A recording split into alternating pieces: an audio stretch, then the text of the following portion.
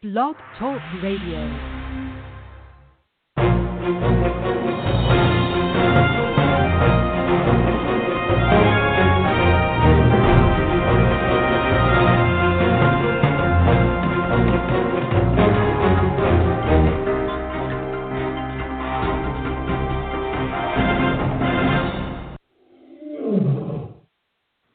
And welcome to another edition of Carnivore Radio.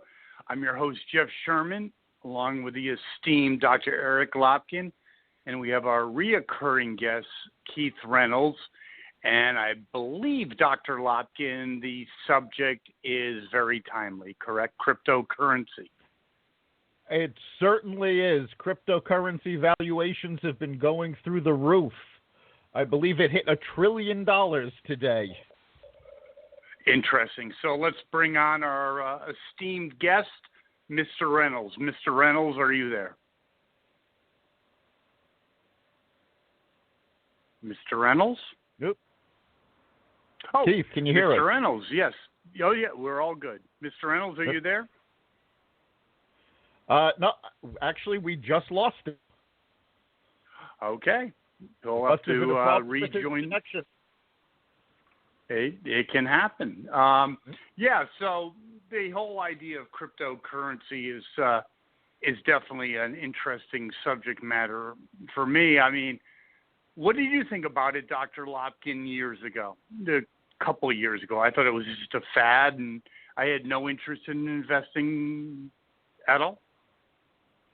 Yeah, well, first of all, I want to split this up into three terms. Because cryptocurrency is general, cryptocurrency is based on blockchain, and then there's Bitcoin, which is a type of cryptocurrency that everybody's talking about. Now, blockchain has tremendous possibilities, not just in currency, but in other situations as well. Cryptocurrency as a whole, I think, can be very useful. I'm less convinced about Bitcoin in particular. And unfortunately, our guest seems to be having some problem. He's popped in and out again, so hopefully we'll get him on here. But yeah, he says he can hear, but he cannot participate. Well, hopefully he will call back and he we will listen get to this the show, but not hear it.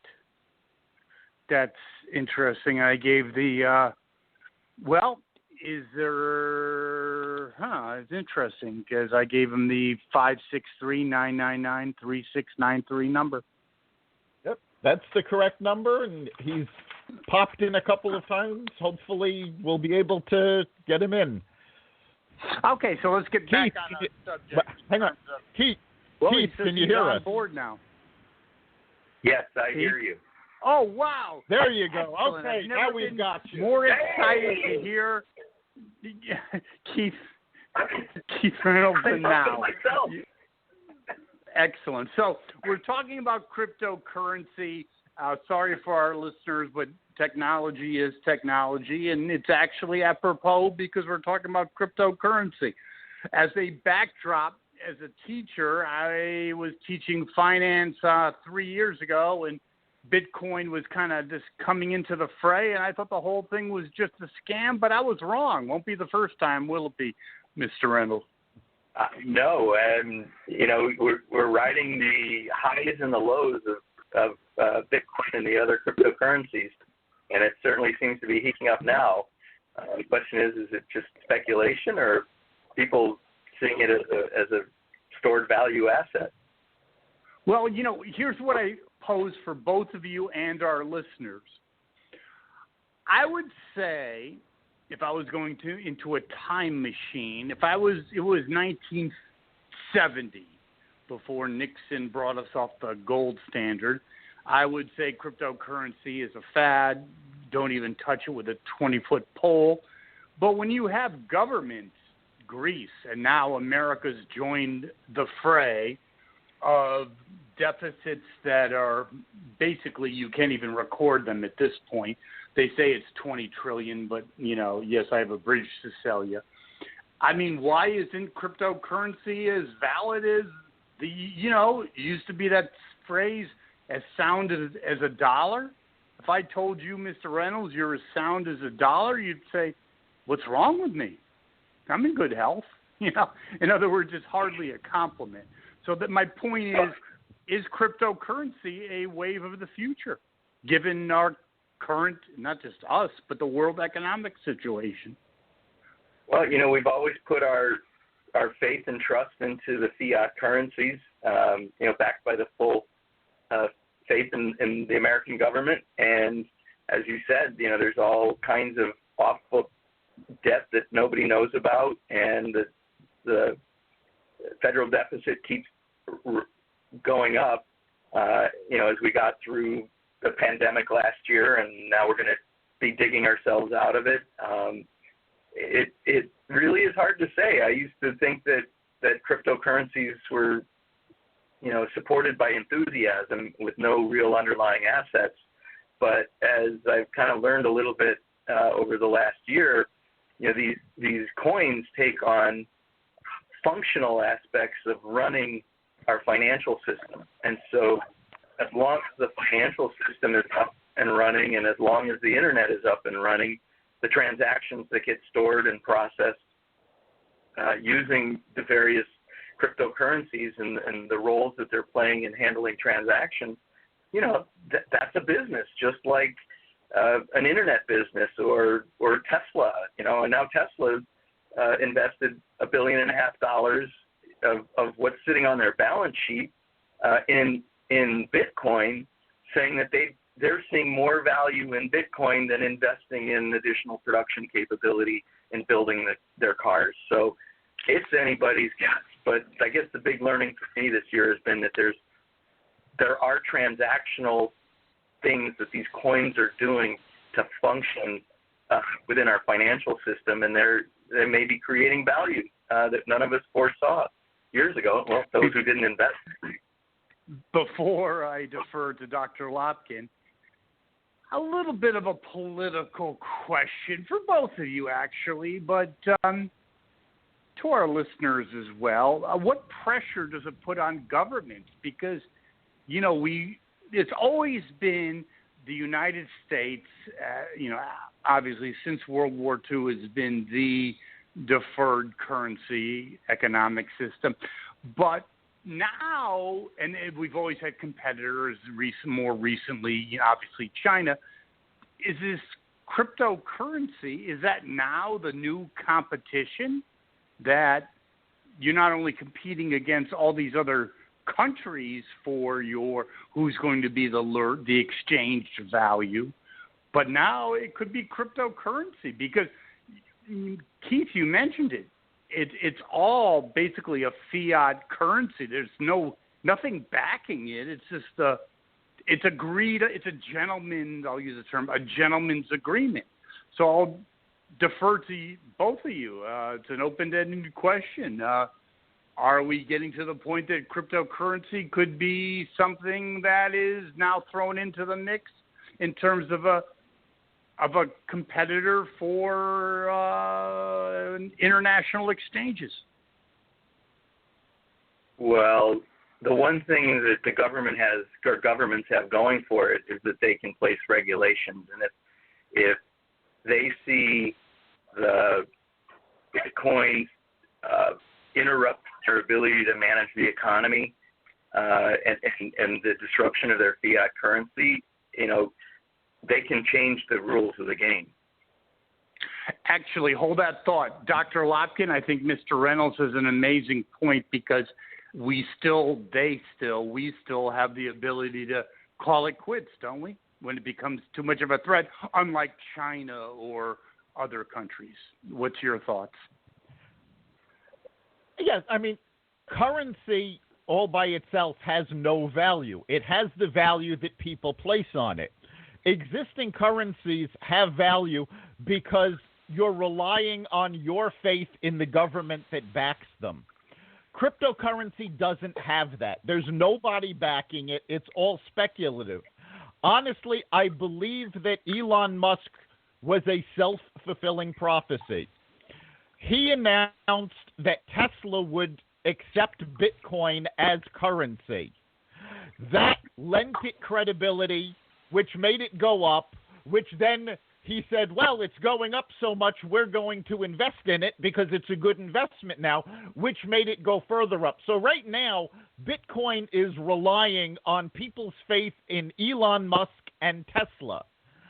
And okay, honestly, but isn't it bigger than that, though, Dr. Lopkin? Is you have a major company, organization, putting its faith in cryptocurrency, Bitcoin, and, you know, referring back to our previous conversation, one thing that is kind of eluded our discussion is that American currency used to be backed up by gold. We were on the gold. So it was as sound as a dollar. What's the difference between the U.S. dollar and cryptocurrency? I'll throw it out to both of you. Well, the difference is the banking system behind it. When you put $1 into your bank account, it's insured. You're not going to lose that dollar. There's nothing like that for cryptocurrency. Cryptocurrency is much more like betting on penny stocks. You can put your money in it. It could skyrocket, but you could also lose all of your value. Agreed. Good point. Now, Mr. Reynolds, could it be at a point where Coin and others come up with that one deficit that they have in terms of reliability? Can't they, with the help of people like Elon Musk, can't they fill that void and say, yes, it's insurable, so to speak? You know, at some point you could have a country that can't fulfill on its insurance promise. So we've never seen that, but you know, there's a limit. I would propose, and there could also be insurance for you know, there are cryptocurrencies that are tied to the dollar. So you're not going to get the insurance, but you have the stability. I could foresee insurance schemes that cover positions in cryptocurrency in the future as well. There's nothing to stop anyone from creating a product like that. But again, what's different is the government has the ability to regulate the market and could change the rules of cryptocurrencies if they started to take away the capability of sovereign nations to control their economy. No okay, nation. Mr. Reynolds, you had a great point, but could it be you're looking at a negative scenario, but a positive scenario? Could it be that, let's say, America gets to a point where, I mean, our debt is already like $30 trillion, that we actually see cryptocurrencies, Bitcoin, as not a threat, but possibly a salvation to our own deficit spending? Tough I think question, that comes down to where we put our faith, right? It's all about faith in the currency, as Eric said. So as long as there is faith in it, and again, it's like, you know, unlike the dollar, which you can print more money, these cryptocurrencies have a limited supply. So as long as there's faith, there can continue to be an upward trend. When faith is lost, there's the bubble will burst. Excellent. I think Keith has an excellent point, Dr. Lopkin. Could it be, we're just playing scenarios out, Dr. Lopkin, that people have more faith because Keith mentioned, and rightfully so, we're just printing money now. It's like the Weimar Republic.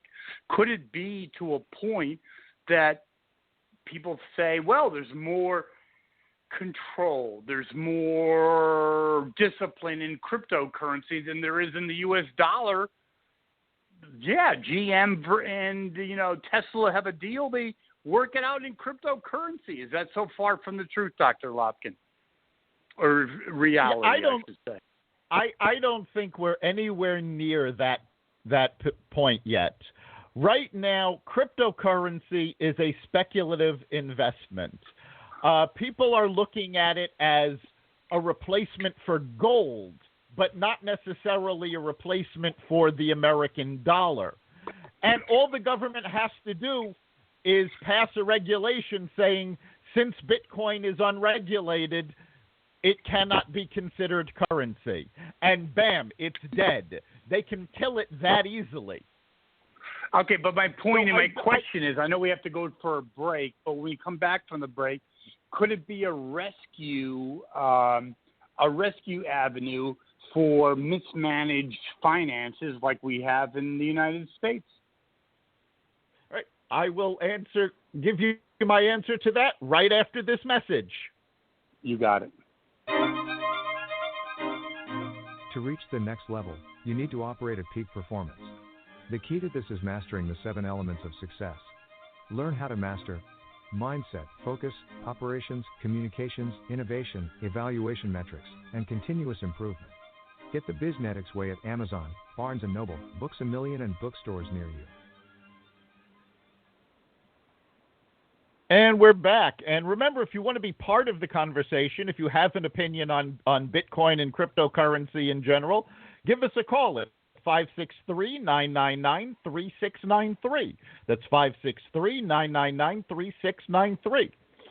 So you were asking if I thought that Bitcoin could be an answer to all of our debt. And I'm going to say no. I don't think it can be.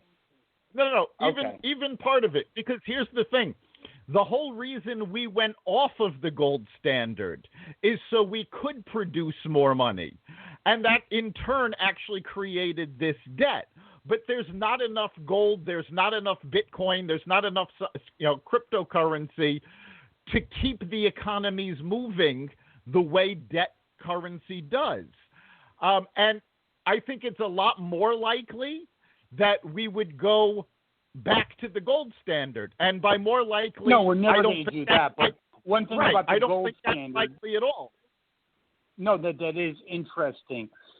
Before the Federal Reserve and Woodrow Wilson, I think it was like 1915, a dollar is worth a dollar. Do you know what a 1915 dollar is worth now? 5 cents. And that's because of inflation and because of overprinting of money. But some of inflation is caused by printing money with no backing. And that's why the mint does limits the amount of money it prints. Remember, for every dollar that the mints print, and I don't know what the exact ratio is, but old currency is taken out of the market and destroyed. So we're not getting a constant printing of money to devalue the currency. And that's actually why we have debt, because they've chosen to issue debt and borrow money rather than continue to print money to devalue the currency. The fact of the matter is, I don't know that economy could go back to. I don't think they can go back to the gold standard. No, they can never. Using Bitcoin, right? But using Bitcoin, using cybercurrency, cryptocurrency, it's no different. There's a limit on what there is. And I don't know that it'll ever really get past an investment opportunity. Okay, let's throw it out to Mr. Reynolds. Number one, in terms of, do you think it's a precedent that Elon Musk chose to go with Bitcoin? I think it kind of is. Could it be a threat? And also, what do you think the future is as we, are increasingly in an online economy? Where does this all play out? In terms of, will it be the currency or just a bit player, no pun intended? I think it's going to have a role. Money printing is off the charts, and that's going to cause inflation and depreciate the fiat currencies. And gold is not as attractive to millennials and Gen Zs, right? They're seeing. Wow. No, great point, Mr. Reynolds. No. We'll explore that because hold on. Gold is something that I understand. I'm sorry, go ahead. So they don't see gold as a way to store value the way we did, the way our parents did. And at the same time, institutions are starting to put money in, and the question then is, are they putting it in as a stored value, or are they seeing it as speculative? And I think from what I've been reading, the institutional money that we're seeing coming in, which is having an appreciative effect on the price of the cryptocurrencies, Bitcoin and Ethereum, they're not doing it as a way to store value and have gold replace or use it like gold. It's really more as a hedge and a small part of a portfolio to try and gain leverage and higher returns. And so it's speculative. I like that. Now, Keith, you had an amazing point. Millennials, often overlooked in terms of, but they are the driving force of the future. Young people, they've always been. Could it be that gold and all this other stuff, that's irrelevant to them? They grew up with technology. Bitcoin is as relevant as I'll say the term, sound as a dollar. Comment on that, Mr. Reynolds. Well, like Dr. Lopkin said, the money is based on the faith in backing of that transaction. So if the population over the next 20, 30 years adopts a level of faith in cryptocurrencies, yeah. And, there's a limited amount of them, and it could become stored value. I just think we're in the middle of a speculative period at this point. I would agree with your assertion as well as Dr. Lopkins. The only thing I would throw out there to you and our listeners is the whole trump card, no pun intended again, in terms of younger people not having a grounding in the gold standard. I mean, that's 50 years ago, and all this other. All of a sudden, Bitcoin. Why is it not as relevant as the dollar to them? And in some ways, economically, if you're just printing money, you're printing money. So what's the difference? Mr. Reynolds, our guest. I'll go back to what we have faith in. But my point is, do younger people have as much faith, have no faith, or did not have the orientation that we did in terms of sound as a dollar, but have more faith in technology and part of the new, the new breed, the new situation is part of that is Bitcoin. And I think another thing is the transparency, right? Is that to give you another reason for cryptocurrency is that it's up on the blockchain and the access to the seeing the value of what you have and what it's tied to is publicly accessible. Dr. Lopkin. Yeah, I mean, it is an important fact that it's based on blockchain, which is a fantastic technology. But, I mean, the fact that millennials are having faith in it isn't going to be enough to make it stand out. Millennials also had faith in GameStop stock. If you take a look at the fundamentals of the company, it was a horrible investment. Oh, no, I agree 1,000%, Dr. Lopkin. It had no basis in reality whatsoever. Agreed. Oh, they were just trying to beat down the institutional investors who had shorted it, this was the proletariat at the gates just beating down the institutional investors because they figured out they could raise the price of GameStop. They'd kill all these big institutions that had shorted it heavily based on the fundamental. Interesting. Yeah, I mean, all the GameStop issue was, when you really look at it, it was an old-fashioned pump and dump scheme. It may have been politically motivated. They wanted to, stick it to the institution, but it really was nothing more than an old boiler room setup, just using Reddit instead of phones. Yeah. Interesting. By the way, you ever see that movie, Boiler Room? An old movie, but quite good. Yes. Very good. Mr. Reynolds, have you ever seen Boiler Room? I have not seen Boiler Room. Okay, well, maybe you can put it up on Netflix this weekend. So, but very interesting discussion. What's that? And a very interesting discussion, but what really intrigues me and possibly our listeners is how would technology possibly, I'll say possibly, old, tried and true economic realities could change overnight, which puts further